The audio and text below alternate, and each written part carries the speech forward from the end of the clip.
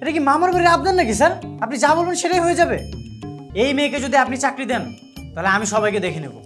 এখন ও যদি গিয়ে উপরে কমপ্লেন করে তাহলে তো আমার চাকরির 12টা বাজবে, তোমার চাকরিটাও হবে না। প্রেমের ফাঁদে ফেলবে আর কি, পারবে না?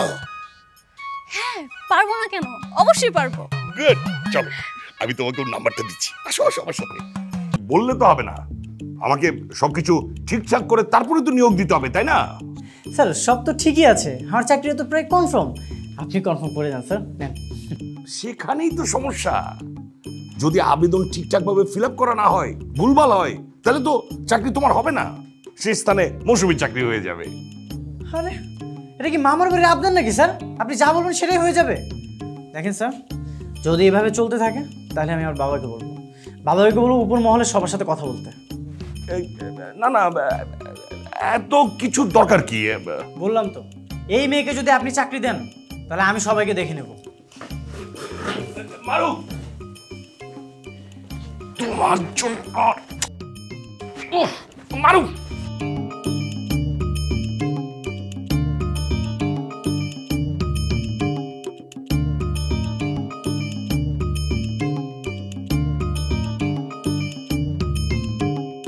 ছেলেটা চলে গেল, এখন কি হবে? চলে গেছে, এটা তো খুব ভালোই হলো মামা। ওকে শুধু শুধু আবার ডেকে আনার কি দরকার? কি দরকার মানে? এখন ও যদি গিয়ে উপরে কমপ্লেন করে তাহলে তো আমার চাকরির 12টা বাজবে, তোমার চাকরিটাও হবে না। কি বলছেন? আমার কি দোষ? আরে আইন অনুসারে এই ছেলের তো এই চাকরিটা পাওয়ার কথা। ওর বাবা এখান থেকে রিটায়ার করেছে। তাহলে এখন কি হবে মামা?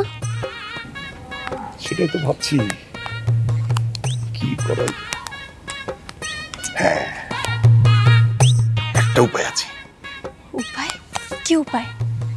তুমি তার সাথে যোগাযোগ রাখবে, তার সঙ্গে বন্ধুত্ব করার চেষ্টা করবে।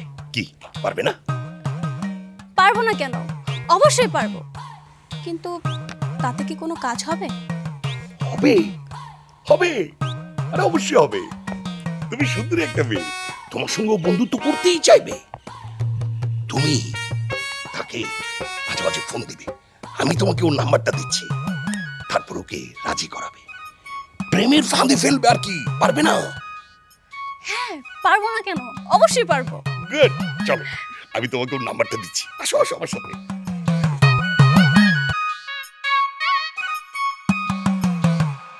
বলো, কি জন্য ডেকেছো? মোবাইলে তো সব কথা বললামই। আপনার সাথে ওরকম খারাপ ব্যবহার করার জন্য সত্যি আমি খুবই অনুতপ্ত।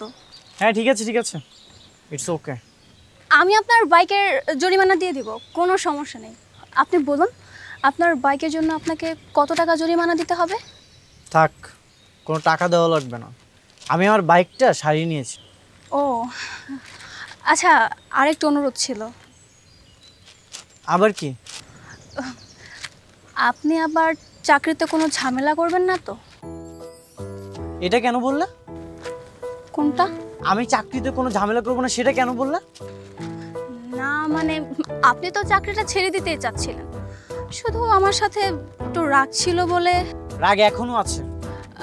দেখুন, আমি তো সরি বললামই, তাই না? হ্যাঁ তো কি হয়েছে? সরি বলেছো বলে কি চরের প্রতিশোধটা হয়ে গেছে? আসলে কি বলবো জানেন তো, মানে আর কিছু বলতে হবে না। আর আমি তোমাকে একটা পরামর্শ দিই, তুমি এই চাকরির আশাটা না বাদ দিয়ে দাও। এই চাকরিটা আমি করবো, তুমি অন্য কিছু ট্রাই করো।